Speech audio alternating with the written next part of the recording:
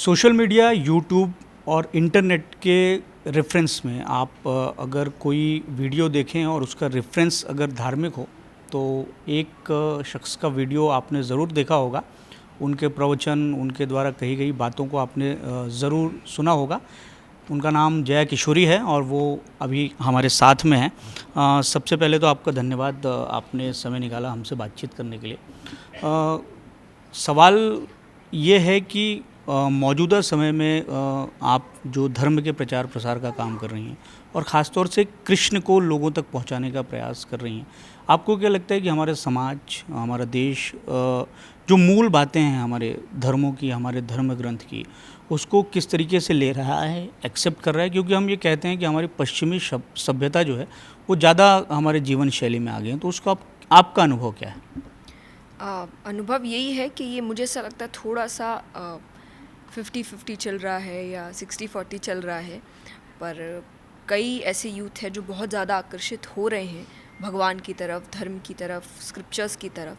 क्योंकि मैं मिलती रहती हूँ तो मुझे पता चलता है कि वो बहुत ज़्यादा आकर्षित है, पर उन्हें ऐसा लगता है कि उनको थोड़ी देर हो गई इन चीज़ों को पढ़ने में। तो शायद उनको पहले से पढ़ाया गया होता तो उनके जीवन में और बदलाव आ चुका होता। तो ये दूसरी तरफ जाता है कि जो दूसरी सभ्यता की ओर हमारा आकर्षण बढ़ रहा है, क्योंकि हमें बचपन से हमारी जो अच्छी चीज़ें हैं, हमारी जो सभ्यता है, हमारा जो कल्चर है, ये पढ़ाया नहीं गया या इतने अच्छे रूप में नहीं दिखाया गया। आप अगर पश्चिमी सभ्यता की बात करते हैं तो वो अपने कल्चर को बहुत अच्छे से दिखाते हैं, बहुत ओपनली बताते हैं, बार बार सामने लेकर आते हैं, पर हम नहीं दिखाते। हमारे घरों में उस चीज़ की बातें नहीं होती, उसके बारे में चर्चाएं नहीं होती, उसको अच्छे से दिखाया नहीं जाता।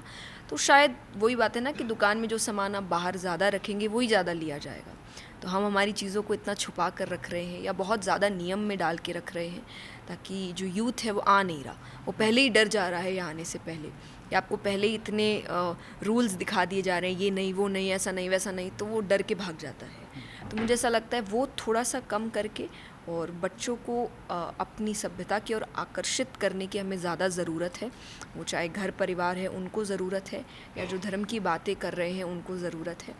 पर अगर आप चाहते हैं, अगर आपकी सोच यही है कि हम यूथ तक बातें पहुंचाएं, तो आपको, जैसे एक छोटा बच्चा है ना, उसको बात समझाने के लिए हमें कभी तोतली भाषा में बात करना पड़ता है, कभी थोड़ा सा हंसी मजाक, क्योंकि आप चाहते हैं बच्चा वो सीखे। तो अगर आप सच में चाहते हैं यूथ सीखे तो आपको थोड़ा उसके अकॉर्डिंग टर्न होना पड़ेगा, ताकि वो आपकी ओर आकर्षित हो। तो ये शुरुआत घर से होगी। जैसा आपने कहा कि हमारी जो सभ्यता है, संस्कृति है, उसको पढ़ाया नहीं गया।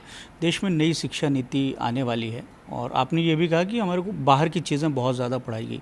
तो नई शिक्षा नीति में या जो हमारा देश का जो शिक्षा का पाठ्यक्रम है, उसमें हमारे धर्म ग्रंथों के बारे में या हमारे जो महापुरुष हैं, आदि पुरुष हैं, भगवान हैं, उनकी कई बातें हैं, उनके जो रेफरेंसेस है, उसको शामिल करना चाहिए। बिल्कुल करना चाहिए कि आपको पता चले। आपको दूसरों का इतिहास तो पता है, आपको अपना ही इतिहास नहीं पता, तो आपको आपका इतिहास पता होना चाहिए। जैसे हम कहते हैं ना कि जो अपना नहीं वो किसी का नहीं, तो ये वही बात है कि जिसको अपनी बात ही नहीं पता, दूसरों की बात आप पता करके भी क्या कर लेंगे, आपको खुद की बात तो पता ही नहीं है।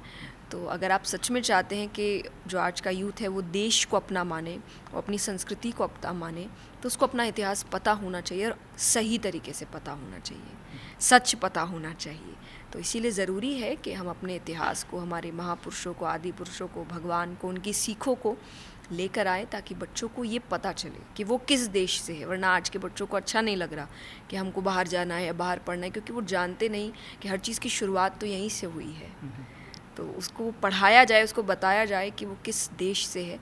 बस थोड़ा इधर उधर हो गए कई इन्वेजन्स की वजह से, लेकिन अगर आज का यूथ साथ दे, सब एक साथ मिल जाए, तो हम वापस से वो भारत बन सकते हैं जो थे एक्चुअली।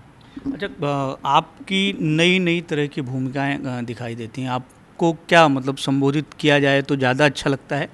भगवताचार्य कहा जाए आपको, सोशल मीडिया इन्फ्लुएंसर कहा जाए, या आप मोटिवेशनल स्पीकर के तौर पर आप दिखाई दे रही हैं, बातें कर रही हैं, तो कौन सी भूमिका आपको ज़्यादा अच्छी लगती है? मुझे स्पीकर की भूमिका अच्छी लगती है। उस स्पीकर के आगे बस नाम जुड़ते हैं, कभी स्पिरिचुअल स्पीकर, कभी मोटिवेशनल स्पीकर, कभी इंस्पिरेशनल स्पीकर, पर स्पीकर हमेशा रहता है। तो मेरा काम बोलना है, अच्छी बातें करना है। अब वो चाहे कभी धर्म को लेकर हो, कभी ज़िंदगियों को लेकर हो, कभी किसी भी चीज़ को, लेकिन एक स्पीकर के तौर पर शायद मुझे अच्छा लगता है कि मैं जो काम कर रही हूँ, पढ़ रही हूँ, वही सामने आ रहा है। अच्छा, एक सवाल आपसे ऐसा है कि आप युवा हैं और आपने काफ़ी बहुत पहले की एज में भागवत कथा का प्रवचन करना शुरू कर दिया था, नान भाई का मायरा शुरू कर दिया था। तो सवाल ये था कि आप जिस पोजीशन में आज हैं वो थिंकिंग प्रोसेस क्या रही कि आपको करियर के रूप में इसी तरीके करियर को लेके ही अगर हम जिक्र करते हैं तो करियर के रूप में आप चुन रहे हैं, जबकि हमारे पास में बहुत सारे ऑप्शन हैं।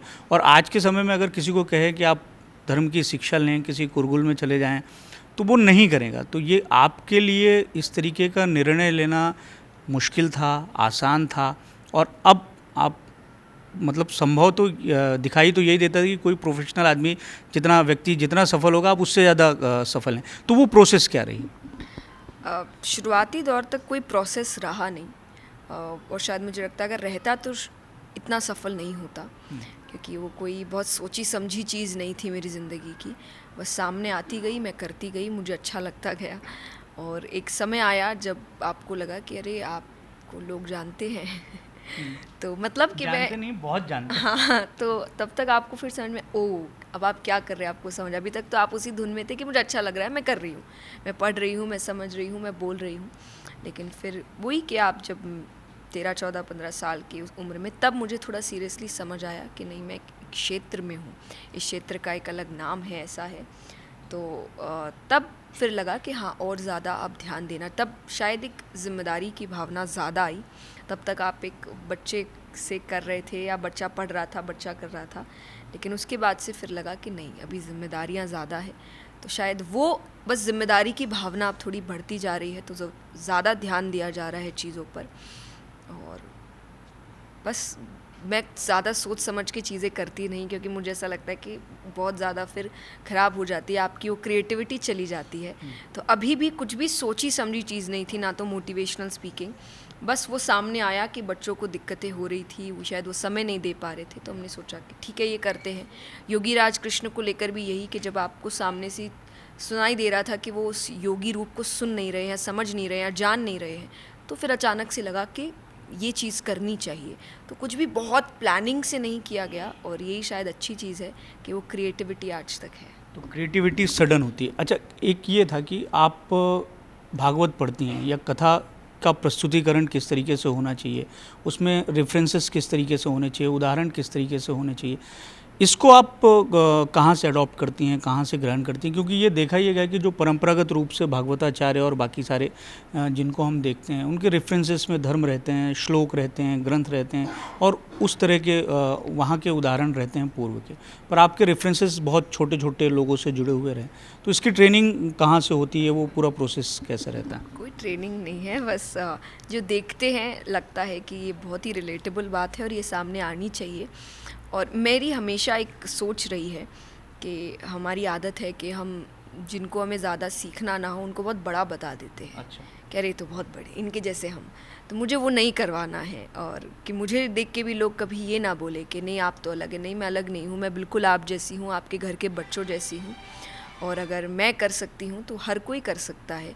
मैं पढ़ाई के साथ धर्म की पढ़ाई कर सकती हूँ, वो भी हर कोई कर सकता है। मैं भगवान को इतना मान सकती हूँ, तो आप भी मान सकते हैं। तो लेकिन वो तभी होगा जब आप उनके जैसी बातें करेंगे। उनको लगना चाहिए कि ये मेरी जैसी है, वो विश्वास पैदा होना चाहिए। तो उस विश्वास के लिए कहीं ना कहीं ये एक हल्का सा थॉट था। बाकी ये बहुत ही नेचुरल चीज़ें हैं। अगर आप आज मेरे सामने कुछ ऐसा कर देंगे जो मुझे से लगेगा कि नहीं, ये तो बड़ी रिलेटेबल वाली बात है, शायद मैं कल उसको कथा में इस्तेमाल कर सकती हूँ। तो बस मैं थोड़ा ऑब्ज़र्व ज़्यादा करती हूँ, लोगों को देखती ज़्यादा हूँ, कौन क्या कर रहा है, क्या बोल रहा है। कि कई बार व्यक्ति खुद इतनी अच्छी बातें बोल जाता है, अच्छी हरकतें कर जाता है, उसको खुद को नहीं पता चलता। बस वही हम कथा में बोलते हैं तो उनको लगता है कि अरे बड़ी अच्छी बात है। पर आप सब, जैसा मैंने थोड़ी देर पहले कहा, हर व्यक्ति बहुत ज्ञानी है, लेकिन वो समझ नहीं रहा है।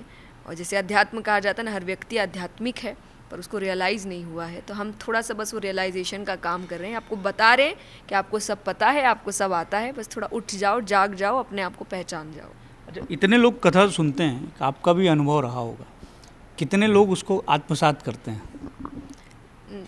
देखिए, करते तो होंगे, क्योंकि जो हमें रिएक्शंस मिलते हैं वो अच्छा लगता है। बट फिर भी हम बार बार यही कहते हैं कि अगर 100 आ रहे हैं तो हम चाहेंगे 100 के 100 करें। और उसके लिए मैं एक बात हमेशा कहती हूँ कि आप सारी बातें मत उतारिए। आप कोई भी कथा में या सेशन में आ रहे हैं, आप एक ही बात उतारिए, एक ही बात घर लेकर जाइए अपने साथ। तो एक ले जाना इतना टफ नहीं होगा, तो एक बात अपने जीवन में उतारिए और वो इनफ होगा। एक आखिरी सवाल आपसे एक है, और मुझे लगता है कि आप इसको ज़्यादा अच्छे तरीके से इलॉबरेट कर सकती हैं। मौजूदा समय में हम देखते हैं कि लड़कियों के स्वतंत्रता की बात तो आती है कि उनको स्वतंत्रता दी जानी चाहिए, पर कई कई जगहों पर ये भी रहता है कि बहुत सारे नियम कानून और बाकी सारी चीज़ें, वो आचरण जो है वो घर से देने की कोशिश होती है। आप चूँकि खुद महिला हैं, सफल हैं, महिलाओं की या लड़कियों की स्वतंत्रता को लेकर जिस तरीके से पहल हो रही है, आपको लगता है कि वो सही है या उसमें और भी बदलाव होने चाहिए? आपके माता पिता ने आपको स्वतंत्रता दी, वैसी स्वतंत्रता आपको लगता है कि हिंदुस्तान की सारी लड़कियों के पास में उपलब्ध है? नहीं है, बिल्कुल उपलब्ध नहीं है, पर होनी चाहिए, बिल्कुल होनी चाहिए। क्योंकि जैसा मैंने थोड़ी देर पहले कहा कि भगवान ने ये सब चीज़ में फ़र्क नहीं किया, हवा में, सूरज में, किसी में भी सबको इक्वल दिया है, पर हम हर चीज़ में फ़र्क कर रहे हैं। तो हम ये फ़र्क बस भूल जाए कि ये लड़का है या लड़की है, या ये आगे जाके संभालेंगे, ये नहीं संभालेंगे, ये चीज़ें बंद कर दे। और मैं एक बात कथा में बहुत सिंपल कहती हूँ, और ये दोनों बच्चों के, लड़का हो कि लड़की, कि आप पेरेंट्स होने के नाते जो हम कहते हैं ना, बच्चों की शादी कर दी, गंगा नहा लिया, इसको गंगा नहाना नहीं बोलते। आप गंगा उस दिन नहाएंगे जिस दिन आपने अपने बच्चों को इतना काबिल बना दिया, हर रूप से, संस्कार के रूप से, धन के रूप से, कि फाइनेंशियली, इमोशनली, हर रूप से आपने इतना काबिल बना दिया है कि आपके जाने के बाद भी वो अपनी ज़िंदगी अच्छे से निकाल सकते हैं। उस दिन हर माँ बाप ने गंगा नहा ली। जय किशोरी जी, हमसे बातचीत करने के लिए धन्यवाद। बहुत महत्वपूर्ण और अच्छी अच्छी बातें की।